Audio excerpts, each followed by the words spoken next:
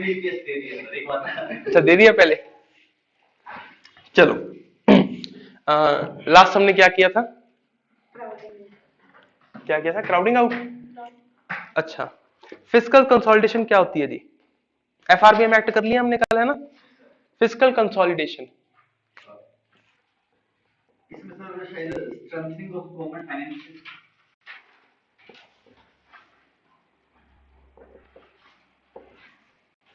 Physical consolidation, वित्तीय strongness. Consolidation का हिंदी अनुवाद मुझे नहीं आ रहा, अब सिंपल समझो इस बात को। नहीं कंसोलिडेशन इकट्ठा नहीं होता, उसको सशक्त करना, ठीक है। आप बेसिकली वित्तीय रूप से सशक्त हो। फिजिकल कंसोलिडेशन का मतलब क्या है कि आप, गवर्नमेंट कैसे ऐसे अलग अलग मेजर लेगी कि फिजिकल कंसोलिडेशन कैसे हो, कैसे हमारे देश की इकोनॉमी ज्यादा बेटर हो, कैसे हमारे पास इकोनॉमी स्ट्रेंथन होने का क्या मतलब है, सरकार के पास पैसा होना या हमारी इकोनॉमी अच्छे से परफॉर्म कर रही हो। तो सरकार हमेशा ये कोशिश करती है, अलग अलग मेजर्स लेती है, अलग अलग रिफॉर्म्स लेके आती है, बजट में कोशिश करती है कि हमारे पास इतना पैसा आए, हम इसको इस हिसाब से खर्चेंगे और हमारी इकोनॉमी अच्छे से रन करे, ठीक है। हमारा आमतौर पर बजट कितने लाख करोड़ का होता है? लास्ट ईयर 27 लाख करोड़ का था बजट। ठीक है, इस साल का कितने का है? 32 का बजट है। 32? बिल्कुल तुक्का मार रहे हो, बिल्कुल तुक्का। कम होगा। पिछले साल का बजट था 30.4 लाख करोड़ का, ठीक है। इस साल का बजट है 34 लाख करोड़ का, ठीक है। ज्यादा ही होगा ना, बजट एक्सपेंडिचर की बात कर रहा हूं मैं, ठीक है। टोटल हमें देखो, अलग अलग देखो, दो तरह के डेटे होते हैं ना, एक तो पिछले साल के एस्टिमेट क्या थे, फिर रिवाइज्ड एस्टिमेट और अगले साल के एस्टिमेट। उसमें भी हमने देखा है कि रेवेन्यू एक्सपेंडिचर या आपका कैपिटल एक्सपेंडिचर बढ़ता ही जा रहा है। हाँ वे WMA, way and mean advances. वो यूज कर लेते हैं इसमें, क्योंकि उसमें रिपोर्ट में बोला गया कि हमें अपना एक्सपेंडिचर कभी, कैपिटल एक्सपेंडिचर कभी कम नहीं करना है, चाहे कुछ भी हो जाए, किसी भी कंडीशन। 4.5 से 5 के करीब आ गया, 5.3 लाख करोड़ आ गया आई गेस, ठीक है, या 5.03 लाख करोड़ ऐसा कुछ है। द थिंग इज हम अपना एक्सपेंडिचर बढ़ा रहे हैं, रेवेन्यू भी उम्मीद है कि ज्यादा आएगा। जीएसटी कलेक्शन जनवरी का अब तक का सबसे ज्यादा है, 1.7 लाख करोड़ इतना कुछ है जीएसटी कलेक्शन एक मंथ का सरकार का, ठीक है। तो टैक्स बायोंसी है, टैक्स बढ़ रहा है हमारा। टैक्स टू जीडीपी रेशो क्या होता है नीतीश? हाँ ठीक है। चलो सरल शब्दों में फिस्कल कंसोलिडेशन क्या है? When government takes some measures, some reforms so that there is fiscal consolidation. हम वित्तीय रूप से सशक्त हो सके, अपने आप में स्ट्रांग हो सके, इसके लिए गवर्नमेंट मेजर्स लेती है। अब क्या मेजर्स ले सकती है गवर्नमेंट? फाइनेंशियल रिफॉर्म्स लेके आ सकती है। ये आपका एग्रीकल्चर बिल है, एक तरह का फाइनेंशियल रिफॉर्म्स है। अब देखो लोगों को लगता है कि उनके विरोध में, उनका विरोध करना उनका हक है, ठीक है, पर गवर्नमेंट इसे लेके आई है ताकि हमारे यहाँ फाइनेंशियल रिफॉर्म्स हो और हमारी कंसोलिडेट हो फिस्कल पोजीशन, ठीक है। अब उसका विरोध हो रहा है वो अलग फंडा, हम उस डिटेल में नहीं जाएंगे। Basically what I'm talking about economic reforms. Since 1991 we have been taking economic reforms to consolidate our fiscal position as like liberalization, privatization and globalization. What do we mean by privatization? कि सरकार हर जगह, हाँ disinvestment, सरकार हर जगह टांग नहीं अड़ाएगी। जो unnecessary या अनएसेंशियल सेक्टर्स हैं, ठीक है, ऐसा नहीं कि सरकारी होटल्स होंगे, है ना, सरकार अपने भी होटल्स खोल के बैठे, जरूरी नहीं है। हाँ ये सब भी जरूरी नहीं है। तो जिस सेक्टर से सरकार पुल आउट कर सकती है और उसको मार्केट पर छोड़ा जा सकता है, उसे हम छोड़ देंगे, ठीक है। कुछ ऐसे सेक्टर हैं जिनको कभी नहीं छोड़ा जा सकता, ये आपका welfare schemes, PDS, public distribution, communication, defence, है ना, स्पेस एजेंसीज, उनको हमेशा सरकार अपने पास रखती है। एटॉमिक एनर्जी खासकर, वही बात है ना कि कुछ स्ट्रेटेजिक भी होते हैं, कुछ इकोनॉमिकली स्ट्रेटेजिक होते हैं, कुछ डिफेंस से स्ट्रेटेजिक होते हैं। हाँ रेलवे गवर्नमेंट के अंडर है, बट उसको प्राइवेटाइज किया जा सकता है और कर दिया जाएगा, धीरे धीरे कर रहे हैं। धीरे धीरे कैसे? जैसे अभी हमने पहला स्टेप क्या किया है, क्या प्राइवेट ट्रेन चलने लग गई हैं, ठीक है, धीरे धीरे हम टैक्स भी प्राइवेट कर देंगे। LIC तो आईपीओ का मतलब प्राइवेटाइजेशन नहीं होता। देखो प्राइवेटाइजेशन के भी लेवल्स होते हैं ना, 50-50 है, वैसे होता नहीं 51-49 है, ठीक है। जब तक सरकार के पास 51% है तो वो प्राइवेट कंपनी स्टेट इकोनॉमी है, सीपीएसई है। सीपीएसई क्या होता है? सेंट्रल प्राइवेट सेक्टर, ठीक है, ठीक है, तो वो सीपीएससी है, सेंट्रल पब्लिक सेक्टर एंटरप्राइज, सरकार की कंपनी है। अब अगर ये 49% वो आईपीओ में दे भी रहे हैं तो इसका मतलब प्राइवेटाइजेशन नहीं है, it is simply disinvestment. There is a difference. Privatisation when we are giving the management control to a private individual, उसको बोलेंगे प्राइवेटाइजेशन। जैसे आपका ये आईओसीएल है ना, या बाल्को, बाल्को क्या है, बाल्को को बेच दिया गया है, बेचा नहीं है मतलब प्राइवेटाइज कर दिया गया है, किसको कर दिया है, स्टरलाइट को दे दिया है। IOCL Indian oil corporation limited, उसको किसको दे दिया गया है, रिलायंस इंडस्ट्रीज को दे दिया गया है, ठीक है। अभी इसकी डिटेल में मत जाओ, ये आपका इसमें क्वेश्चन क्लियर कर दीजिए, जैसे मान लो इंश्योरेंस हमने सेक्टर को भी वो किया ना 74% तक उसका वो कर दिया, एफडीआई एफडीआई लाए थोड़ा मैं जैसे 2015 तक था वो 26%, फिर 2015 में हमने 49% कर दिया, उससे अब वो कर दिया 74%, इसका क्या मीनिंग है वो? अब देखो इसमें भी क्या है, जो स्ट्रेटेजिक होते हैं ना सेक्टर्स होते हैं, उसमें बेसिकली क्या करते हैं कि आपका 74% कर दिया एफडीआई, ठीक है, बट इट डजंट मीन कि आपके वोटिंग राइट्स भी 74% हो गए। Sometimes in some sectors, detail में नहीं जाएंगे, ये आपका चैप्टर 12 में है ना। अब देखो वोटिंग राइट्स हैं, वो 10% पे उसको कैप कर देते हैं, ठीक है।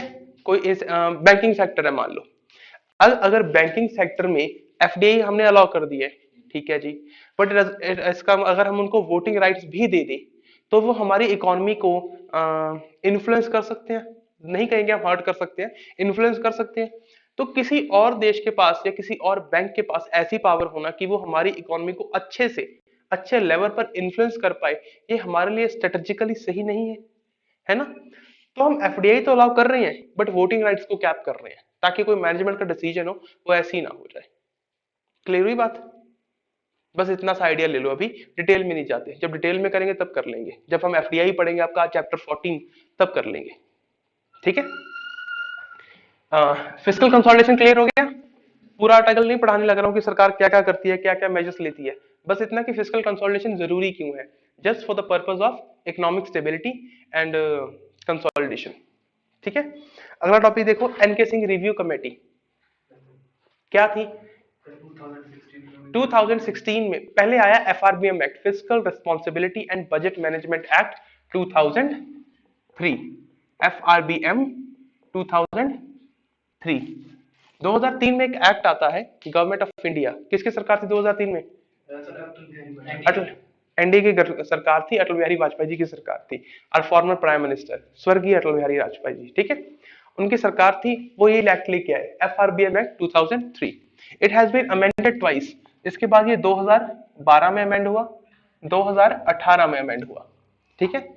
एफआरबीएम एक्ट क्या है कि fiscal responsibility budget management, fiscal responsibility fiscal policy को ध्यान से फॉर्मुलेट करना, ये ना हो कि हम इररेशनली बोरो करते जाएं, ठीक है, कम से कम हम कंजम्पशन के लिए तो बोरो ना करें, यही किया था हमने, ट्रू और नॉट। अब देखो बोरो करने का मतलब क्या है, हम सिर्फ उधार ले रहे हैं, पर अगर हम बहुत ज्यादा उधार ले लेंगे तो हमारी क्रेडिबिलिटी कम हो जाएगी, अगर हम बहुत ज्यादा उधार ले लेंगे तो हम किसी और से उधार लेना मुश्किल हो जाएगा या महंगा हो जाएगा, तो इसलिए जरूरी है कि हम एक रैशनल लिमिट तक ही बोरो करें, ठीक है। फिस्कल डेफिसिट बोरोइंग वही होता है, fiscal deficit is expected borrowing, यही पढ़ा था हमने, तो हमारा फिस्कल डेफिसिट बहुत ज्यादा नहीं होना चाहिए, ठीक है। सो वे टारगेटेड, पहले हमने पढ़ा रेवेन्यू डेफिसिट, उसको टारगेट किया कि हम उसको कोशिश करेंगे कि जीरो तक ले आए, ठीक है, फिर वो हमने कल पढ़ लिया कि वो जीरो तक नहीं ला पाए और 2018 में हमने उसको अबॉलिश कर दिया। Now we have a fiscal deficit target कि हम टोटल फिस्कल डेफिसिट को टारगेट करेंगे, कितना है जी? 3%, ठीक है, विद मैक्सिमम वेरिएबिलिटी ऑफ 0.5%, कि हम 3% लेके आएंगे हमारा टारगेट, और ज्यादा से ज्यादा 0.5% की वेरिएबिलिटी रखेंगे, इससे ज्यादा नहीं। इसका पर्पस क्या है? गवर्नमेंट को बाइंड करना, ऐसे नहीं गवर्नमेंट खुले सांड की तरह कुछ भी करती फिरे, गवर्नमेंट को बाइंड करना so that the fiscal consolidation still remains and economic stability is viable, is feasible, ठीक है। अब हमारा लास्ट ईयर का फिस्कल डेफिसिट कितना था, किसी को याद हो तो? 3.5 था, ठीक है, 3.5% हमारा मतलब वित्तीय वर्ष 2021। 2021 के लिए सरकार ने पिछले साल बजट में कहा कि हमारा 3.5%, ये 3.3 लग रहा है, 3.5% फिजिकल डेफिसिट रहेगा, ठीक है। बट क्या एक्चुअल में इतना रहा? अभी जो बजट पेश हुआ है, रिवाइज एस्टिमेट आए हैं, फिजिकल डेफिसिट कितना चला गया, किसी को आइडिया हो? 9.5%, ठीक है। जय भोलेनाथ। अब क्यों हुआ, कैसे हुआ? अंडरस्टूड सी बात है, एक्सपेंडिचर ज्यादा हुआ, इनकम हुई नहीं। इनकम क्यों नहीं हुई? क्योंकि पैंडेमिक था। अब अगर पैंडेमिक में है, लॉकडाउन है, तो लॉकडाउन में ना तो इकोनॉमिक एक्टिविटी है, ना गाड़ियां चल रही हैं, गाड़ियां नहीं चल रही, ऑयल कंजप्शन नहीं हो रही, प्रोडक्शन नहीं हो रही, फैक्ट्रियां बंद है, लोगों को काम नहीं मिल रहा, कितनों की जॉब छूट गई। तो जिसके ऊपर सरकार को टैक्स आना था वो नहीं आया, ठीक है। तो सरकार को टैक्स नहीं आया तो इनकम नहीं हुई। अब देखो, पीएसयूज है, जैसे सरकार रेवेन्यू दो तरह का होता है, tax sources, non tax sources. अब जब टैक्स नहीं आ रहा क्योंकि इनकम नहीं हो रही, तो कंजप्शन नहीं हो रही। कंजप्शन कौन करते हैं? लोग ही करते हैं। अब वो भी घर के अंदर है, तो सरकारी कंपनियों की जो इनकम है वो भी कम हो जाएगी, तो उनके नॉन टैक्स सोर्सेज भी कम हुए, टैक्स सोर्सेज भी कम हुए। Getting my point? उसके बावजूद उनको एक्सपेंडिचर ज्यादा करना पड़ा, फिजिकल स्टिमुलस देने पड़े, 1.7 लाख करोड़ का, 40,000 करोड़ उनको मनरेगा में देने पड़े। क्या था? हाँ, वो भी स्टिमुलस है, ठीक है। तो इतना बड़ा स्टिमुलस देने के बाद सरकार का एक्सपेंडिचर तो बाय डिफॉल्ट बढ़ेगा। जब आपका एक्सपेंडिचर बहुत बढ़ गया, इनकम उतनी हुई नहीं, तो आपका फिजिकल डेफिसिट बाय डिफॉल्ट बढ़ गया।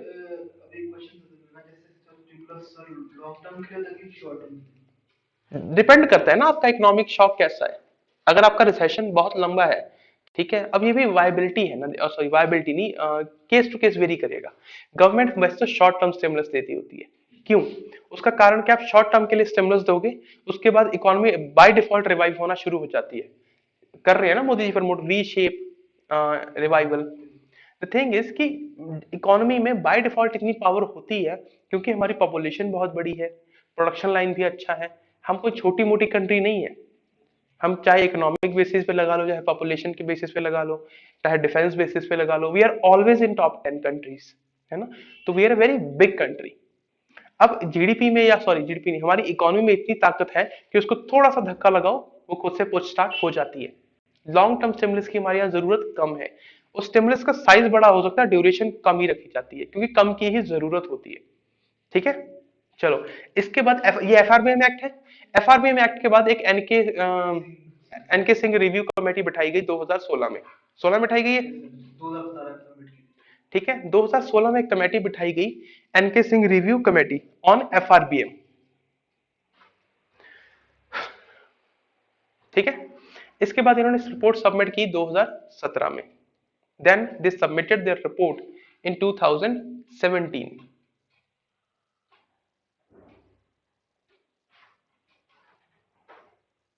लिख लिया?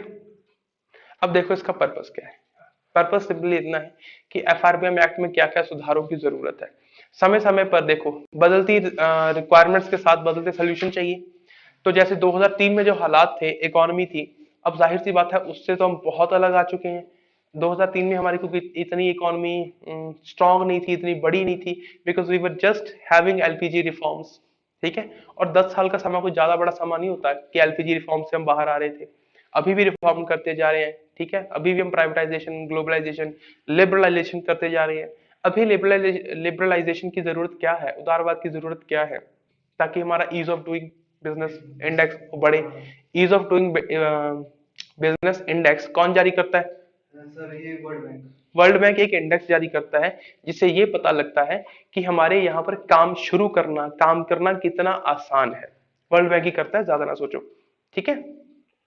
अब उसमें हमारा जितना अच्छा परफॉर्मेंस रहेगा, अब आप सोचो ना, मैं आपको कह रहा हूं कि यार चाइना में काम करना बहुत टफ है, उसके मुकाबले नेपाल में काम करना ज्यादा आसान है, तो आप कहाँ प्रेफर करोगे? चाइना में, सॉरी, थोड़ी प्रेफर करोगे, नेपाल में प्रेफर करोगे।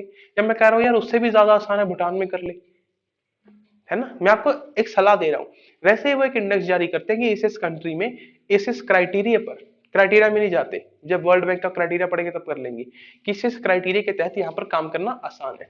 अभी हमारी रैंक है 86, क्या 63 हो गई है? 86 किस में रैंक है हमारी? अच्छा, सॉरी, है? एक करप्शन में और एक में। चलो, ईज ऑफ डूइंग में 63 होगी, ये मेरा करप्शन वाला याद रह गया, उसमें 86 है करंट। ठीक है, अभी ये आपकी 28 जनवरी को ही आई है करप्शन इंडेक्स सीपीआई। उसको कौन जारी करता है? ट्रांसपेरेंसी इंटरनेशनल, जर्मनी बेस्ड एक ऑर्गेनाइजेशन है। तो हम बात कर रहे थे वर्ल्ड बैंक की। उससे क्या होगा? हमारी एफडीआई बढ़ेगी, लोगों को समझ आएगा ठीक है जी, भारत में जाने पर काम करना आसान है, तो वहां पर जाके इन्वेस्ट करते हैं, वहां पर कोई सब्सिडरी खोलते हैं। ठीक है, इतनी सी बात है। अब ऐसे ही सुधार करने के लिए, इकोनॉमिक रिफॉर्म्स के लिए एफआरबीएम एक्ट लाया गया, और एफआरबीएम को भी अब 15 साल हो गए हैं। 2015 में 15 साल ही हो गए थे, 17 में। तो उस पर एक रिव्यू कमेटी बिठाई कि देखो भाई, इसमें कुछ और सुधार करने की जरूरत है। तो हाँ, उसने कुछ पॉइंट्स बताए। क्या क्या पॉइंट्स हैं? बोलना चाहो। डेट टू जीडीपी भी साइलेंट होता है। देखो, अभी हमारा debt to GDP ratio, debt to GDP ratio कैसे निकालेंगे? कि हमारा टोटल डेट कितना है, ठीक है, और टोटल जीडीपी कितनी है। अभी 68% के करीब है। ठीक है, और वो कह रहे हैं कि इसको रिड्यूस करके 60 तक ले आओ। जाने नहीं, नहीं, अभी 90 बहुत बड़ा आंकड़ा होता है। नहीं नहीं, ये वैसे रिवाइज एस्टिमेट है, ये 68 पुराना डेटा है, 68 अभी सही है डेटा नहीं है, इससे तो जरूर बढ़ गई होगी। ठीक है, क्योंकि अब इस साल में एक्सपेंडिचर भी बढ़ा है, पर वो डेटा भी आएगा ना, रिवाइज एक्सपेंडिचर जब अगले साल आ जाएगा तब देखेंगे। पढ़ा ना कल फिस्कल डेफिसिट। फिस्कल डेफिसिट एक साल का कॉन्सेप्ट है। पिछले साल का जो फिस्कल डेफिसिट था, वो अब हमारा इकट्ठे होते होते मान लो 534 बिलियन डॉलर्स के करीब पहुंच गया है। ठीक है, ये क्या है? हमारा टोटल डेट, पब्लिक डेट। अब इसके आगे दो भाग हो सकते हैं, इंटरनल, एक्सटर्नल। ठीक है, ये टोटल जीडीपी का कितने परसेंट है, वो परसेंटेज निकालते हैं कि जितना सरकार ने वापस करना है, कभी ना कभी तो करना पड़ेगा। पर ये कोई इतनी बड़ी बात नहीं है, चलता रहता होता है। ठीक है, आपकी इकोनॉमी कितनी स्ट्रांग है इसके ऊपर डिपेंड करता है। अब जैसे जापान है, उसका 240% भी चल रहा है, कोई चक्कर नहीं है। यूएसए का भी 100% से ऊपर है, एग्जैक्टली मुझे याद नहीं है। ठीक है, थिंग इज कि कोई बड़ी बात नहीं है, इकोनॉमी टू इकोनॉमी वेरी करता है। We have a very strong economy, very large economy, तो ये कुछ 68% कुछ ज्यादा बड़ी। एक्सटर्नल डेट लिया हुआ हमने। एक्सटर्नल डेट, हाँ। हाँ, तो जब मान लो जैसे हमने कोई अपने वो जैसे हमारे कोई एनिमी नेशंस है, जैसे मान लो जियोपॉलिटिकल सिनेरियो में वो एनिमी नेशन बन जाता है, तो उससे जैसे लाइकवाइज पाकिस्तान के जो सऊदी हमसे अपना $1 बिलियन जो एकदम से मांग लिए थे। तो वैसे अगर हम मान लो $500 बिलियन एकदम से मांग ले कोई, तो एक्सटर्नल थोड़ा सा ना, इसमें पूरा एक्सटर्नल। पहले तो हमारा एक्सटर्नल डेट बहुत ज्यादा कम है, 4-7% के करीब है इस टोटल डेट में से। ठीक है, टोटल डेट ऐसा नहीं कि 68 में टोटल डेट को 100% माने, उसमें से 4 या 7% तक हमारा एक्सटर्नल डेट है, वो ज्यादा नहीं है। दूसरी बात, ऐसा नहीं होता कि वो एकदम से मांग लेते होते हैं। ठीक है, जब आप किसी को उधार दे रहे हो होता है, जब हम किसी से लोन ले रहे हैं ना, तो उसकी कुछ टर्म्स एंड कंडीशंस होती हैं, और वो टर्म्स एंड कंडीशन कोई भी ऐसे ब्रीच नहीं करता होता। उससे क्या होता है, आपकी क्रेडिबिलिटी लूज होती है। और इंडिया को देखो, अब ना एक सिंपल सी बात समझो यार, इसको सरल भाषा में समझ लो। मान लो there is a person X, there is a Y and there Z. अब एक्स पर्सन ठीक ठाक बॉडी का है, उससे जो जेड है वो बहुत कमजोर लेवल का है, और जो वाई है वो उससे थोड़ा तगड़ा है ना। तो जो एक्स पर्सन है वो किसके साथ पंगा लेगा, या किरे दो चपेड़ा दर्द होगा? जो कमजोर है, जेड के रख देगा ना। तो पाकिस्तान क्या है? एक वीक इकोनॉमी, एक डूबता हुआ देश, उसके ऊपर कोई भी प्रेशर क्रिएट कर सकता है। ठीक है, अब यही प्रेशर इंडिया पर क्रिएट करना हो तो बहुत टफ बात है। S-400 है, हम खरीद रहे हैं, खरीद रहे हैं। टर्की खरीद रहे हैं, हाँ खरीद रहे हैं। टर्की के ऊपर सैंक्शन लग गए, हमारे ऊपर नहीं लगे। क्यों? लग सकते हैं, लगे नहीं है। ये बहुत बड़ा डिफरेंस होता है। ये ना आम बात में कहना कि ये हो सकता है या हुआ नहीं है, ये आम हो सकता है, but when it comes to geopolitics, एक दो देशों की बात है, तो अमेरिका हमारे ऊपर इतनी आसानी से सैंक्शन नहीं लगा सकता। लगा भी थे तो भी क्या उड़ जाएगा? हाँ, 2003 में लगे थे तो क्या हो गया था, हमने बॉन्ड जारी कर ली। हाँ, पोखरण का सेकंड टेस्ट हुआ।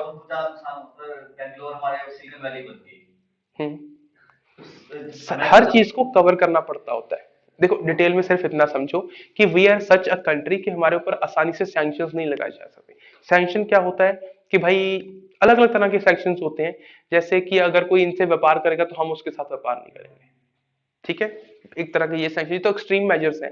या इतना कि यहाँ पर ये कंपनी व्यापार नहीं करेगी, मान लो कोई कंपनी है एक्स, एप्पल कंपनी है, उन्होंने सैंक्शन लगा दिया कि एप्पल कंपनी वहां पर व्यापार नहीं करेगी, या यहाँ पर कोई टीसीएस वर्गी कंपनी वहां पर व्यापार नहीं करेगी। पर्पस क्या है इसका, हमारे ऊपर प्रेशर क्रिएट करना, क्योंकि अगर टीसीएस है, टीसीएस कोई छोटी मोटी कंपनी तो है नहीं, that has the ability to create pressure on the government. TCS के पास या जियो के पास इतनी एबिलिटी है कि वो गवर्नमेंट के ऊपर प्रेशर क्रिएट कर सकते हैं, हाँ कर सकते हैं। तो ऐसी कंपनी को कोई हिट करेगा तो गवर्नमेंट के ऊपर बाय डिफॉल्ट प्रेशर आएगा ही आएगा, ठीक है। तो ऐसे छोटे मोटे सैंक्शन। बड़ा सबसे सैंक्शन, एक्सट्रीम सैंक्शन क्या है कि एक तो ये हम भी आपके साथ व्यापार नहीं करेंगे, दूसरा किसी को करने भी नहीं देंगे, है ना। अब इसमें समझने की बात ये है कि अगर अमेरिका हम पे कह देता तो कोई दूसरे हमसे क्यों नहीं करते। वही बात, जो स्ट्रांग है सब उसी का पक्ष लेंगे। तो अभी के लिए स्ट्रॉन्गेस्ट इकोनॉमी यूएसए है, तो उसका पक्ष लेते हैं लोग, या कंट्रीज लेती हैं। जो वीक है उसको कोई नहीं पूछता यार, ठीक है। अब क्या, क्राउडिंग आउट हम कर चुके हैं। ऑफ बजट फाइनेंसिंग, ये क्या होता है जी, जरा जल्दी जल्दी समझते हैं इसको, ज्यादा टाइम नहीं स्पेंड करते, तुम लोग इधर उधर की बातें ज्यादा करने लग जाते हो। चुप कर जा नीतीश, तू ऐसा नहीं है कि मेरे को सुनता नहीं है, चलो सियाने, ठीक है।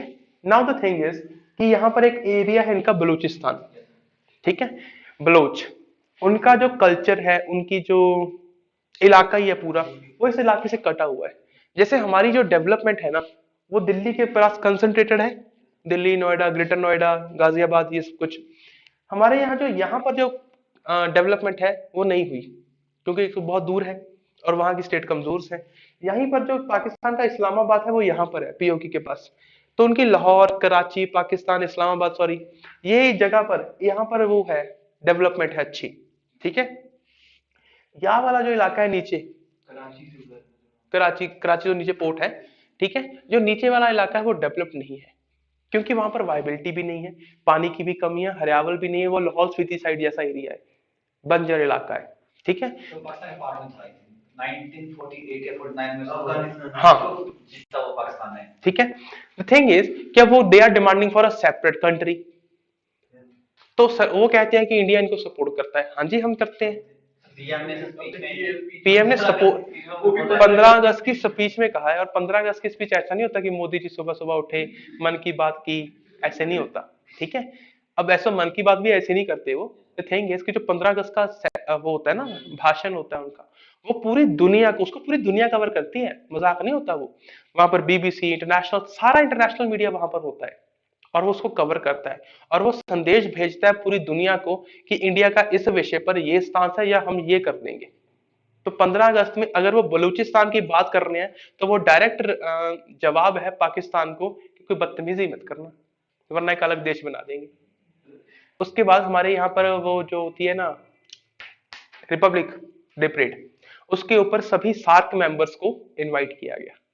अब सभी सार्क मेंबर्स में पाकिस्तान के प्रधानमंत्री भी हैं, वो भी सार्क का मेंबर है, तो उनको भी बुलाया गया। तो हमारी रिपब्लिक डे परेड पर Nawaz Sharif as a chief guest, as a guest आए, ठीक है। वो आते हुए गिफ्ट लेके आए प्रधानमंत्री जी की माँ के लिए पश्मीना शॉल। सुना है ये बात?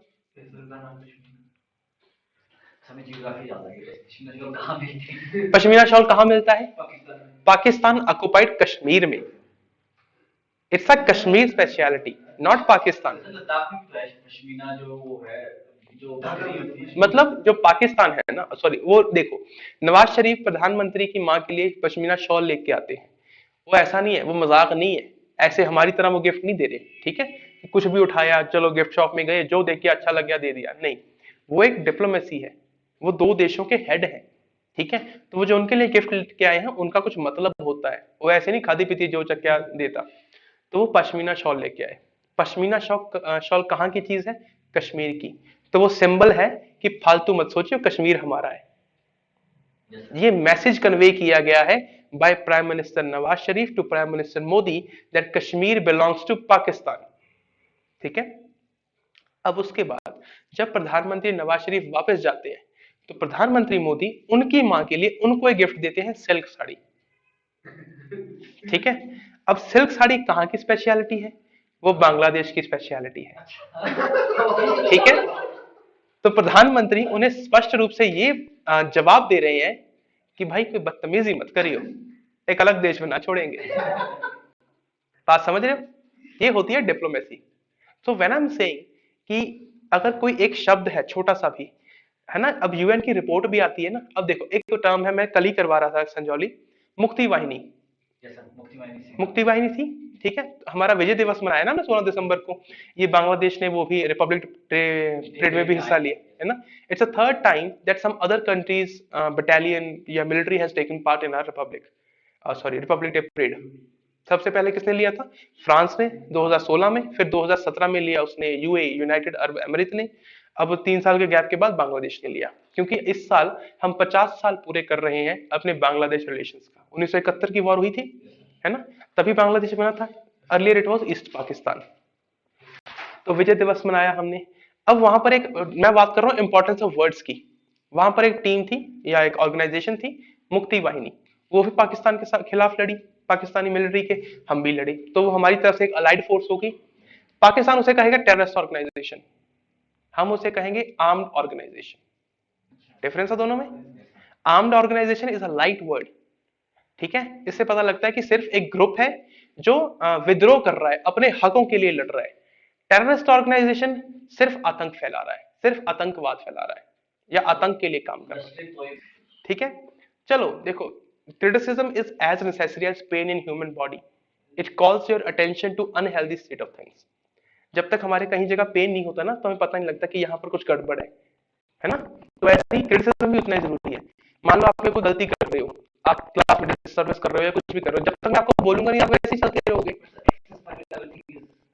एक्सेस ऑफ क्रिटिसिज्म, तो सबका अपना अपना दृष्टि। या हर बात पे अच्छाई भी करना अच्छी नहीं होती है, हर बात पे बुराई करना भी अच्छी बात नहीं होती है। हमें तो दोनों मीडिया ऐसे कर रहे हैं। दोनों मीडिया प्योर प्योर वो पॉजिटिव दिखाता है, वो नेगेटिव प्योर ही नेगेटिव दिखाता है। देखो, सरकार के दो पक्ष हैं, सरकार के दो पक्ष नहीं, मतलब मीडिया के दो पक्ष हैं, जो एक सरकार को पूरी तरह सपोर्ट कर रहा है, कुछ पूरी तरह क्रिटिसिज्म कर रहा है। ठीक है, कुछ लोग किसी को फॉलो कर रहे हैं, कुछ लोग किसी को फॉलो कर रहे हैं। मेरी राय रहेगी कि आप दोनों को समझें। हर सरकार के कुछ पॉजिटिव होते हैं, कुछ नेगेटिव होते हैं। आप उसका पॉजिटिव भी सुने, ठीक है, उसका कुछ नेगेटिव सुने। फॉरेन पॉलिसी जितनी अच्छी इस गवर्नमेंट की रही है, आई डोंट बिलीव कि किसी गवर्नमेंट की इतनी रही है। ठीक है, फॉरेन पॉलिसी में सक्सेस सबसे ज्यादा अचीव इसी गवर्नमेंट ने की है या नेहरू जी ने की थी। ठीक है, अब अगर आप इस बात से डिसएग्री करते हैं कि नेहरू जी ने की थी, तो या तो आपने इतिहास नहीं पढ़ा है या आपने जी न्यूज ज्यादा देखा है। क्या यूएनएससी वाली है? देख, किसकी? अभी वाली गवर्नमेंट ने की है ये? नहीं, ये तो देखो, मैं तुम्हें एक सिंपल बात बताता हूँ। सिंपल बात ये है कि हर टाइम, हर 6 महीने, 1 महीने बाद भी ना, एक इंसिडेंट के बाद भी, पलों के बाद ही आपके जियोपॉलिटिकल सिनेरियोस चेंज हो जाते हैं, है ना। कभी हिंदी चीनी भाई भाई थे, अब we are totally against China. ठीक है, China is totally against us, they are encroaching our land. ठीक है, कभी हमें लगता था कि रशिया हमारी सपोर्ट में है। देखो, ऐसा कभी नहीं होता। एक सिंपल बात याद रखो जब आप इंटरनेशनल रिलेशंस पढ़ रहे हो, there is never a permanent enemy, there is never a permanent friend, there is always a permanent interest, that's it. ठीक है, रशिया हमारा दोस्त नहीं है, यूएसए हमारा दोस्त नहीं है। यूएसए की जब सरकार बदली, देखो ट्रंप थे, ट्रंप ऐसा नहीं था कि हमारे फेवर में थे, ट्रंप चाइना को काउंटर कर रहे थे, वो इसलिए हमारे फेवर में थे। चाइना को काउंटर करना क्यों जरूरी है? क्योंकि चाइना स्ट्रांग होता जा रहा है। अब देखो, दो स्ट्रॉन्ग्स बन जाएंगे, तो दो सेंटर्स बन जाएंगे ना, दो सेंटर्स ऑफ पावर। तो जो यूएसए है उसको स्ट्रांग होना जरूरी है। अगर यूएसए के काउंटर में कोई चीज खड़ी हो जाएगी, तो एक गुट इधर एक गुट इधर, जैसे कोल्ड वॉर कह रहा था, तो इससे क्या होगा? इसकी जो प्रभु सत्ता है वो कम होगी। ठीक है, इसका जो कंट्रोल है, इतने सालों का जो दबदबा है वो कम हो जाएगा। तो उसने इसको काउंटर करना है। इसके काउंटर करने के लिए उसको एक अच्छा पार्टनर दिख रहा है इंडियन ओशन में, जिसको इंडियन ओशन का पूरा कंट्रोल मिलता है और मिल सकता है ही हमारे पास Indian ocean control. We are the biggest nation in this region, है ना। चाइना तो ऊपर का पार्ट है ना। तो इंडियन ओशन में सबसे बड़ा देश इंडिया है, जिसकी डिफेंस पावर नेबर से सबसे ज्यादा है, इकोनॉमिक स्टेबिलिटी भी सबसे ज्यादा है। तो उनको एक पार्टनर मिल गया जो चाइना को काउंटर कर रहा है। इसका मतलब ये नहीं है कि यूएसए हमारा भाई बंधु है, दुश्मन का दुश्मन दोस्त, बस इतना सा फंडा है। कल को चाइना के साथ उनकी सेटिंग हो जाती है, वो हमारे विरुद्ध भी हो सकते हैं। पाकिस्तान के साथ उनकी सेटिंग थी, हाँ हो ही गई है, ठीक है। अब पाकिस्तान में ना एक फंडा है, इसको भी डिटेल से समझो। Pakistan is a kind of country जो खुद इकोनॉमिकली अनस्टेबल कंट्री है, और ना एक मतलब ना बिगड़ा बच्चा नहीं होता, बहुत बिगड़ा हुआ बच्चा है ना। आप उसको मतलब मारोगे तो वो या तो वो ऊपर वापस बोलेगा, या रोएगा, या खुद मारेगा। यही होता है ना, बच्चे बहुत बिगड़ जाते हैं तो पेरेंट्स के ऊपर भी हाथ उठा लेते हैं। छोटे बच्चे खासकर, बड़े होते तो समझदार हो जाते हैं। The thing what I am saying, तो आप क्या करते हो, उसको एक टॉफी पकड़ाई तो चुप कर जा, बैठ जा बैठ जा बैठ जा, ऐसा करते हैं। तो वैसे ही चाइना, या मतलब चाइना लगा लो या यूएसए लगा लो, पाकिस्तान के साथ क्या करते हैं, तो ये पैसे पकड़ और बैठ जा, चुप रहे, शांत रहे, तंग ना कर, बस इतना सही फंडा है। ये फोन पकड़ा देते हैं हाँ, अब जैसे फोन पकड़ाते हैं, वो उनको पैसे पकड़ा देते हैं। पर्पस क्या है कि स्टेबिलिटी बनी रहे, क्योंकि अगर पाकिस्तान हॉस्टाइल होता है तो एक तो उनके चाइना के साथ पार्टनरशिप है, फिर वो पावर वाला फंडा। दूसरा, अगर इस रीजन में हॉस्टिलिटी होती है तो ऑयल की दिक्कत आएगी। देखो पूरी दुनिया की इकोनॉमी कोई भी हो, दे आर ऑयल डिपेंडेंट। तो इस रीजन में क्या है, बेसिकली यहाँ पर इंडिया है, यहाँ पर पाकिस्तान है, यहाँ पर आपका वो क्या है, सुनाई पेनिनसुला, ओ सिनाई, सॉरी, क्या, सऊदी अरेबिया, ठीक है। सिनाई यहाँ पर से है, ये सऊदी अरेबिया है, यहाँ से ऑयल निकलता है सारा, यहाँ पे अफगानिस्तान, ईरान। अगर इस रीजन में हॉस्टिलिटी होगी तो यहाँ से जो ऑयल जाने वाले टैंकर्स हैं उनके ऊपर बाध्य होगी, है ना, बाधा आएगी उनके ऊपर। तो उससे पूरे दुनिया की ऑयल सप्लाई रुकेगी, या एटलीस्ट हाल्ट तो होगी। तो उससे पूरी दुनिया की इकोनॉमी बिगड़ेगी। और हम इतने बिगड़े सॉरी इतने कनेक्टेड हैं कि किसी देश की इकोनॉमी हमें अफेक्ट कर जाती है। अगर चाइना में मान लो, यूएसए में 2008 में रिसेशन आया, वो आया तो यूएसए में था ना, बैंक तो वहां का फेल किया, पर रिजल्ट हमारे यहाँ भी देखने को मिला, ठीक है। रिसेशन किसी भी देश में हो, उसका रिजल्ट दूसरे देशों पर होता ही होता है, क्योंकि इकोनॉमी एक दूसरे से इतनी कनेक्टेड है। तो यहाँ पर इंडियन नेवी भी पेट्रोलिंग करती है, ठीक है। यहाँ पर चाइनीज नेवी का भी पोर्ट है डिबूजी में, जिबूती में, ठीक है। तो वहां पर चाइना का पोर्ट है, क्यों, बस वो ऑयल सप्लाई वाला और दबदबा। चाइना यहाँ पर पोर्ट देखो, यहाँ पर कुछ आइलैंड्स हैं, वहां पर यूएसए का पोर्ट है, ठीक है। यहाँ पर चाइना का पोर्ट है, यहाँ पर चाइना का पोर्ट है, ठीक है। चाइना अपना कंट्रोल बना रहा है इस रीजन में, हम भी अपना कंट्रोल, हमारा तो है ही, हम तो प्रेजेंट ही यहाँ पर है, यूएसए भी यहाँ पर है, ठीक है। क्लियर हुई बात। इसलिए ये चीजें जरूरी है, पाकिस्तान का चुप रहना भी, हमारा दबदबा बनना भी, यूएसए का हमारे साथ दोस्त होना भी, चाइना को काउंटर करना भी, एवरीथिंग इज इंटर रिलेटेड, ठीक है। बाकी ऊपर नीचे छोटी मोटी बातें होती हैं, कल्चरल हो गया, इकोनॉमी पर आ जाते हैं वापस। बहुत होगी आपकी डिप्लोमेसी, बहुत हमने इधर उधर के मुद्दे डिस्कस कर लिए, ठीक है। देखो सिर्फ इतना कि दृष्टिकोण बनना चाहिए, इस डिबेट का सिर्फ इतना पर्पस है कि आपको समझ आए कि आप जिस एग्जाम के लिए प्रिपेयर कर रहे हो वो किस लेवल का एग्जाम है, और उसके लिए आपकी क्या डिमांड्स हैं। बस इतना सा पर्पस है इस पूरी डिबेट का। हम इकोनॉमी से बाहर जा रहे हैं, है ना, बस इसलिए जा रहे हैं ताकि आप समझें कि हमें क्या करने की जरूरत है, ठीक है। क्लियर हो गया डाउट। चलो आगे पढ़ो। क्या पढ़ा रहा था मैं लास्ट में, ऑफ बजट फाइनेंसिंग। अच्छा ये लिख रखा है, ऑफ बजट फाइनेंसिंग क्या होती है, सीपीएससी क्या होते हैं, पीएसयू पता है, पब्लिक सेक्टर यूनिट्स अंडरटेकिंग्स, ठीक है। ऑफ बजट फाइनेंसिंग क्या होती है, सरकार हर साल बजट तो पेश करती है, पर उसको मान लो जितना पैसा चाहिए ना, मान लो उसको एसबीआई, या मान लो किसी भी पीएसयू का नाम लो, मनीष, ओएनजीसी ले लूं, ठीक है, भेल सेल सब कुछ। ओएनजीसी एक सीपीएससी है, तो बजट में उन्होंने इसको तो पैसे दिए नहीं, पर इसको पैसे चाहिए, तो ये इंडिपेंडेंट लेवल पे अपने लेवल पे डेट रेज करेंगे, ठीक है। ये कंपनी है ना, तो अपने लेवल पे ये डेट रेज कर रही है। अब ये डेट देगा कौन, देगी तो गवर्नमेंट ही, क्योंकि जाएगा तो ये है तो सरकारी कंपनी, पर इसको हमने बजट में शो नहीं किया। क्यों नहीं किया, ताकि हमारा फिजिकल डेफिसिट बहुत ज्यादा ना बढ़ जाए, क्योंकि अगर फिजिकल डेफिसिट बहुत ज्यादा बड़ा दिखेगा या बढ़ जाएगा तो उससे क्या होगा, हमारी क्रेडिबिलिटी लूज होती है, ठीक है। तो जब ऑफ बजट फाइनेंसिंग क्या होती है, जब कोई सरकार बजट में ना दिखाकर ऊपर नीचे से कोई जुगाड़ लगा के पैसे का अरेंजमेंट करे, बस इतना सा मकसद है इसका। जैसे 2 हफ्ते पहले की बात है, केरला गवर्नमेंट ने मसाला बॉन्ड्स लॉन्च किए, ठीक है। केरला गवर्नमेंट ने मसाला बॉन्ड लॉन्च किए किस पे, लंदन स्टॉक एक्सचेंज पे, ठीक है। मसाला बॉन्ड क्या होते हैं वो बाद में पढ़ते हैं, ठीक है, इसी की बात पढ़ते हैं। केरला गवर्नमेंट ने मसाला बॉन्ड लॉन्च किए लंदन स्टॉक एक्सचेंज पे, मतलब उन्होंने इंटरनेशनल बोरिंग की। वैसे इसके ऊपर ये अलग इशू है कि सेंटर की पावर को इनक्रोच किया है, उस पे नहीं जाते। सिर्फ इतना देखेंगे कि केरला गवर्नमेंट ने केरला हाउसिंग के नाम से कुछ हाँ कोई कंपनी बनाई एक कंपनी बनाई, कोई कंपनी बनाई सी, ठीक है। अब केरला गवर्नमेंट ने अपने बजट में तो शो नहीं किया, पर उन्होंने उस कंपनी के थ्रू पैसे का जुगाड़ किया और उसको यूज करेंगे। वो किसी भी पर्पज से यूज करें उसमें नहीं जा रहे हम। द थिंग इज कि वो बाद में देने तो केरला गवर्नमेंट को पड़ेंगे, तो वो डेट किसके ऊपर चढ़ा? केरला गवर्नमेंट के ऊपर चढ़ा, ठीक है। पर वो बजट में शो नहीं हो रहा, इसको बोलते हैं ऑफ बजट फाइनेंसिंग। जब सरकार अपनी कंपनीज के थ्रू, किसी थर्ड पार्टी के थ्रू अपने लिए डेट का अरेंजमेंट करती है, उसे बोलते हैं ऑफ बजट फाइनेंसिंग, और उसे बजट में शो नहीं किया जाता है। पर्पस क्या है इसका? ताकि हमारा फिस्कल डेफिसिट बहुत ज्यादा ना लगे और हमारी क्रेडिबिलिटी लूज ना हो। ठीक है जी, और कोई डाउट? देखो इधर देखो, सिंपली हम हर साल बजट अलॉट करते हैं, ठीक है।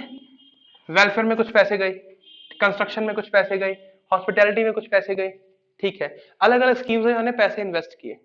इस साल हम सब कुछ शून्य मान लेंगे। अब हम देखेंगे कि भाई ये स्कीम चल रही है, ठीक है। वेलफेयर में मान लो आयुष्मान भारत चल रहा है, प्रधानमंत्री गरीब कल्याण योजना चल रही है, ठीक है। अब हमें देखना है कि जीरो मान के हमारे पास इतना मान लो 1000 करोड़ है, इसमें से कितने पैसे इसको देने हैं, कितने पैसे इसको देने हैं, कितने पैसे कंस्ट्रक्शन पर लगाने हैं, कितने पैसे आपके रियल एस्टेट में इन्वेस्ट करने हैं, हॉस्पिटलिटी में। हम ये नहीं देखेंगे कि हमने पिछले साल उसको कितना अलॉट किया था, हम उसको बिल्कुल साफ करके बस ये देखेंगे कि अभी हमारे पास इतने पैसे हैं, ये स्कीम्स चल रही हैं, किसको कितने पैसे देने हैं या कौन सी ज्यादा इंपॉर्टेंट है। ये नहीं कि उसमें इतने इन्वेस्ट किए हैं, या पिछले साल हमने इतना प्रॉमिस किया था कि हमने कहा था कि 40,000 करोड़ अगले साल मनरेगा में देंगे, तो देने ही देने हैं। अभी आपके पास कितने पैसे हैं और आप कितने इन्वेस्ट कर सकते हैं, या किसको प्रायोरिटी। इसका फायदा क्या है? कोई मान लो पिछले साल इंपॉर्टेंट स्कीम थी, इस साल या 4 साल बाद, 5 साल बाद उस स्कीम की उतनी जरूरत नहीं है। जल जीवन मिशन कौन सा? जल जीवन मिशन, ठीक है। या कोई और स्कीम है, मान लो आज प्रधानमंत्री कौशल विकास योजना चल रही है। अभी सरकार को लगता है कि भाई हम पैंडेमिक के हैं, पैंडेमिक में फंसे हुए हैं, अभी हमें हॉस्पिटैलिटी के ऊपर, हॉस्पिटल्स के ऊपर ज्यादा, हमारे हेल्थ केयर सेक्टर के ऊपर ज्यादा खर्चा करने की जरूरत है। अभी लोगों का कौशल का विकास नहीं होगा तो सर जाएगा। तो सरकार अगले बजट में कौशल विकास के ऊपर पैसे नहीं लगाएगी। ये नहीं कि 4 साल पहले प्रॉमिस किया था, स्कीम चल रही है तो उसको भी पैसे दिए जाओ।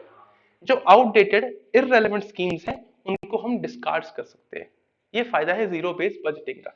जीरो बेस, जब हम इस साल का बेस जीरो मान के चलेंगे और बिल्कुल फ्रेश स्टार्टिंग से अलॉटमेंट ऑफ फंड्स करेंगे, ठीक है। Getting my point?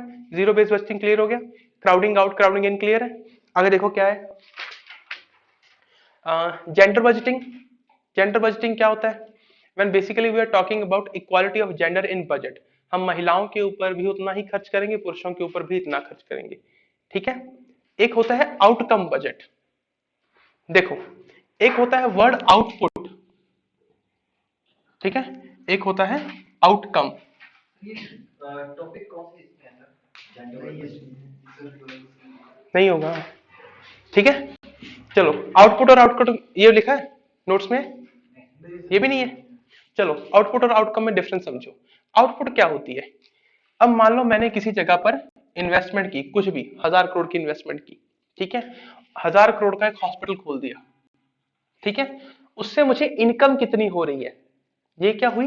मेरी आउटपुट। मान लो 100 करोड़ की इनकम हो रही है, क्योंकि सॉरी हेल्थ सेक्टर है ना, ठीक है, गवर्नमेंट हॉस्पिटल है। मान लो मैंने 1000 करोड़ रुपए लगा के इन्वेस्टमेंट करके ये लगाया और 100 करोड़ की मेरी एनुअल इनकम हो रही है उससे, 10 साल में कवर होकर अगले साल प्रॉफिट में हो जाएगा, ठीक है। उस पे नहीं जाते, सिर्फ इतना कि मेरी टोटल इनकम कितनी हुई या उससे रिजल्ट कितना निकला, वो आउटपुट है। पर उसमें quality of health services provided वो कितनी है, कितने डॉक्टर्स अवेलेबल है, कितने लोगों को सहायता मिल रही है, कितने लोग आयुष्मान भारत के तहत वहां पर इलाज करवा रहे हैं, कितने लोगों का जीवन में सुधार आया है, उस इलाके में क्या डेवलपमेंट हुई है, वो है उसकी आउटकम। आउटपुट क्या है? न्यूमेरिकल या क्वांटिटेटिव वैल्यू। तो उसका क्वांटिटेटिव रिजल्ट क्या है? आउटपुट है। क्वालिटेटिव एस्पेक्ट क्या है? वो आउटकम है, ठीक है। क्लियर होगी बात? Saving, investment. सेविंग क्या है? लोगों के पास होती है इनकम, इनकम से वो क्या करते हैं? कंज्यूम, ठीक है। कंज्यूम करने के बाद जो बचा उसको क्या बोलते हैं? सेविंग। अब सेविंग कहां करेंगे? या तो अपने पास रखेंगे या बैंक में। अपने पास कोई नहीं रखना चाहता, बैंक्स में, पोस्ट ऑफिस में, सब जगह सेव करेंगे। पोस्ट ऑफिस में मान लो सेव कर रहे हैं, है ना। पोस्ट ऑफिस में आप क्या कर सकते हैं, एफडी, आरडी, है ना, एसबी, यही होता है। आप एक आरडी अकाउंट खोल सकते हैं, एक आप एसबी, एफडी ये सब करवा सकते हैं। तो ये जो पैसा पोस्ट ऑफिस के पास जाएगा, उसको यूज कौन करेगा, गवर्नमेंट, है ना। गवर्नमेंट इसको यूज करेगी, गवर्नमेंट इसको आगे करेगी इन्वेस्ट। हाँ, वो अंडरस्टूड सी बात है, तभी पोस्ट ऑफिस प्रॉफिट कमा पाएगा ना, वैसे तो वो घाटे में चल रहा है। ठीक है, department of post. Now what I am saying कि आपकी एक फिक्स्ड इनकम होगी, उस इनकम में से आप कुछ पार्ट करेंगे कंज्यूम। ठीक है, क्लियर बच्चे। अब कुछ पार्ट करेंगे कंज्यूम। 10,000 इनकम है, आपने 7,000 खर्चा कर लिया, 3,000 आपके बच गए। आप उस 3,000 को आपने एसबी में डाला, आरडी में डाला, एफडी में डाला, कहीं भी डाला। एक इंस्टीट्यूशन, पोस्ट ऑफिस हो चाहे बैंक हो, उसके पास आपने किए जमा। अब वो उसको करेगा इन्वेस्ट। अब मान लो आपने बैंक में लगा दिए, पोस्ट ऑफिस के अलावा बैंक में भी आप जमा कर सकते हैं। तो बैंक वाले भी उसको गवर्नमेंट को लोन देंगे या किसी और इंडिविजुअल को लोन दे देंगे, एक्स को, है तो वो इन्वेस्टमेंट ही। तभी वो आपको इस सेविंग के ऊपर इंटरेस्ट पे कर पाएंगे। तो गवर्नमेंट को ऐसा पैसा ज्यादा मिले, नेशनल सेविंग फंड होता है किसके अंडर, पब्लिक अकाउंट के तहत। ठीक है, पब्लिक अकाउंट क्या होता है, वेरी गुड, वेरी गुड। ठीक है, वो कंसोलिडेटेड फंड ऑफ इंडिया होता है, उसी के तहत पब्लिक अकाउंट भी होता है। सिर्फ इतना समझो कि जो सरकारी पैसा है लोकसभा के पास होता है कंसोलिडेटेड फंड ऑफ इंडिया, उसी के पास ही पब्लिक अकाउंट भी होता है। उसमें जो सरकार का पैसा नहीं है, जो लोगों का पैसा वो जमा करते हैं, नेशनल सेविंग फंड भी उसी के तहत आता है। ठीक है, उसकी डिटेल में नहीं जाना, उसकी डिटेल हम पढ़ेंगे जब हम मॉनेटरी पॉलिसी करेंगे या जब हम पॉलिटी में ये पढ़ेंगे सब कुछ। ठीक है, सिर्फ इतना कि वो बैंक भी वो गवर्नमेंट को ही लोन देगा या किसी एक्स को लोन देगा। एक्स को ना भी दे तो गवर्नमेंट को तो देगा ही देगा। तो गवर्नमेंट के पास पैसा यहां से ज्यादा आए, government will tend to incentivize people या motivate people to save more. कोशिश करेगी सरकार कि लोगों के पास ज्यादा पैसा बचे और ज्यादा पैसे लोग सेव करें, ताकि उनके पास पैसा ज्यादा आए और वो इन्वेस्टमेंट कर सके। यही पर्पज है। अब इन्वेस्टमेंट करने के लिए, सेविंग करने के लिए लोग उसको कैसे मोटिवेट किया जा सकता है। Government, what will government do, tax rebates. Tax rebates मिलेंगी, किसान विकास पत्र मिलता है ना। किसान विकास पत्र पता है, बेसिकली सरकार एक तरह का ना, लोन नहीं, किसान विकास पत्र लोन थोड़ी होता है। कहां घूम रहे थे, वहां अच्छा सेविंग इंस्ट्रूमेंट है, उसमें पैसा डालते हैं। हाँ हाँ। जैसे मान लो आपकी टैक्सेबल इनकम 5.5 लाख बन रही है, आप 1 लाख का किसान विकास पत्र खरीद लो, आपकी टैक्सेबल इनकम 4.5 लाख रह जाएगी। ठीक है, या आप एलआईसी में प्रीमियम भर रहे हो, वो भी टैक्स रिबेटेबल होता है कुछ लिमिट तक। हमने टैक्सेशन नहीं पढ़ना है, हमने इनकम टैक्स लॉस नहीं पढ़ना है, इसलिए उसकी डिटेल में नहीं जाएंगे। उसमें कुछ फॉर्म्स होते हैं, एटीजी, 16A, ऐसा कुछ नहीं पढ़ना हमें, है ना, जब आईटीआर फिल करते हो। Sometimes student tend to confuse कि सर ये क्यों, वो क्यों। हमेशा ये ध्यान में रखो, ये यूं, हमने यही पढ़ना है बस। ठीक है, बस इतना, ज्यादा नहीं पढ़ना। ज्यादा पढ़ने का मतलब ये नहीं कि पढ़ना है, बस जो आउट ऑफ सिलेबस है। अब इनकम टैक्स तो लॉस आपके सिलेबस में नहीं है ना, वो नहीं पढ़ने की जरूरत। कॉन्स्टिट्यूशन आपके सिलेबस में है, पर आईपीसी आपके सिलेबस में नहीं है, सीआरपीसी आपके सिलेबस में नहीं है, तो वो पढ़ने की जरूरत नहीं है। Government will incentivise people with higher income tax rate, sorry higher interest rate. ठीक है, या टैक्स रिबेट्स। और कैसे कर सकती है, टैक्स रिबेट दे सकती है, हायर इंटरेस्ट रेट दे सकती है, कोई और बहुत अच्छी स्कीम लेके आ सकती है कि आप इसमें इतना इन्वेस्ट करो, जैसे सुकन्या समृद्धि योजना है। लोन सस्ते करने से तो लिक्विडिटी बढ़ जाएगी, लोग तो गवर्नमेंट के पास से जाएंगे, वो मॉनेटरी पॉलिसी में कर लेंगे। ठीक है, तो गवर्नमेंट कुछ खास तरह की स्कीम्स लेके आ सकती है। अब सुकन्या है, ये देखो इसके फायदे गवर्नमेंट के लिए कितने हैं। गवर्नमेंट ने क्या कहा है कि एक मतलब जब बच्ची पैदा हुई, ये सिर्फ फीमेल चाइल्ड के लिए हम कर चुके हैं ये, है ना, 1 to 10 ईयर्स के लिए, मतलब इस दौरान तो आप बच्ची का अकाउंट खुलवा सकते हो। अब मान लो सिंपली इतना समझो कि 1 साल की बच्ची थी, आपने उसका अकाउंट ओपन करवा दिया, अगले 15 साल तक गवर्नमेंट को आपने सिर्फ पैसे देने हैं, आप सिर्फ स्पेंड करोगे। ठीक है, अगले 6 साल तक के लिए सरकार अपने पास वो पैसा रखेगी सेव्ड। तो सरकार के पास 6 साल के लिए सीधी सीधी इन्वेस्टमेंट है, उसके पास पैसे पड़े हैं, वो अच्छे से कर सकती है, उसको यूटिलाइज कर सकती है। ठीक है, अब 21 साल के बाद वो लड़की का पैसा विड्रॉ कर सकते हो शादी के लिए या हायर एजुकेशन के लिए। देखो अलग अलग सिस्टम है, उसकी डिटेल में नहीं जाएंगे, और ये ऐसा नहीं कि इसमें बहुत हाई इंटरेस्ट रेट मिलता है, ये सर मैं अच्छा तो अच्छा मिलता है। आरडी के देखो पता क्या होता है, आप 5 साल के लिए आरडी कराते हो उस पर भी अच्छा इंटरेस्ट रेट मिल रहा है, ठीक है। इसमें क्या है कि आप 15 साल के लिए पहले जमा करवाओगे, फिर वो 6 साल गवर्नमेंट के पास रहा भी, उसके ऊपर बहुत अच्छा इंटरेस्ट रेट मिलेगा ना। इसमें अगर आप 1000 रुपए करवाते हो ना हर मंथ जमा, तो कितनी वैल्यू जमा होगी, आप हर मंथ 1000 रुपए जमा करा रहे हो तो एक साल में 12,000, तो 12 15 साल में कितना होगा 1,80,000। 1,80,000 आपने जमा करवाया 15 साल, तो आपको एंड में कोई 5.5 लाख के करीब, ठीक है, 5.5 लाख के करीब आपको अमाउंट मिल जाती है। अगर इतना ही पैसा आप आरडी में डालो ना, तो भी आपको 4.5 लाख तक करीब मिल जानी है। 5 लाख के करीब हाँ मिल जाएगा। ठीक है। आप या 6 साल सरकार के पास पैसे रह रही है, आप 8 साल के लिए वैसे रख दो, वैसे ही अमाउंट डबल हो जाती है। सर मेरा एक क्वेश्चन था, सर जैसे पीछे बोला था कि 1 लाख रुपए ही वापस मिलेगा। किसमें नहीं, जब पाँच बैंक पाँच डूब पाँच जाएगा। पाँच हो गया। हाँ वो 5 लाख रुपए ही वापस मिलेगा जब बैंक डूब जाएगा। इंश्योरेंस, अच्छा इंश्योरेंस नहीं वो सर, वैसा ये नहीं। सिंपल होगा, जैसे बैंक जब डूब जाता है ना, यस बैंक का इश्यू होगा, तो आपके पास से 10 करोड़ हो जाए, 50 करोड़ हो जाए, 1 लाख हो, 1 लाख। तो अब पहले तो 1 लाख था, अब 5 लाख करेगी, 5 लाख आपको मिलेगा ही मिलेगा। बस नहीं वही होगा। मिलेगा। ठीक है। तो सर उसमें ये भी आएगा। उसमें ये क्यों आएगा, ये वो तो बैंकिंग से रिलेटेड सिस्टम है ना, ये तो सरकार की अपनी स्कीम है सुकन्या समृद्धि योजना, ठीक है। अब इसमें सरकार के पास 8 साल में डबल होते हैं, यहाँ 6 साल तो वैसे ही सरकार के पास पड़े हैं। और ऐसा नहीं है कि हर साल मतलब 5.5 मिलेगा ही मिलेगा, हर साल इसका इंटरेस्ट रेट रिवाइज होता है, ठीक है। तो ऑन एन एवरेज इसी के पास मतलब आरडी के आसपास ही पड़ जाएगा, कोई बहुत ज्यादा बेनिफिट नहीं होगा, पर हायर इंटरेस्ट रेट। तो गवर्नमेंट क्या करती है, बेसिकली हमारा पर्पस क्या है कि गवर्नमेंट सेविंग्स को इंड्यूस करती है, ये सेविंग को एनकरेज करती है ताकि गवर्नमेंट के पास फंड आए। उसके लिए वो क्या देती है, अलग अलग तरह की स्कीम्स लेके आती है, beneficial, higher interest rate, tax rebates, ठीक है। सेविंग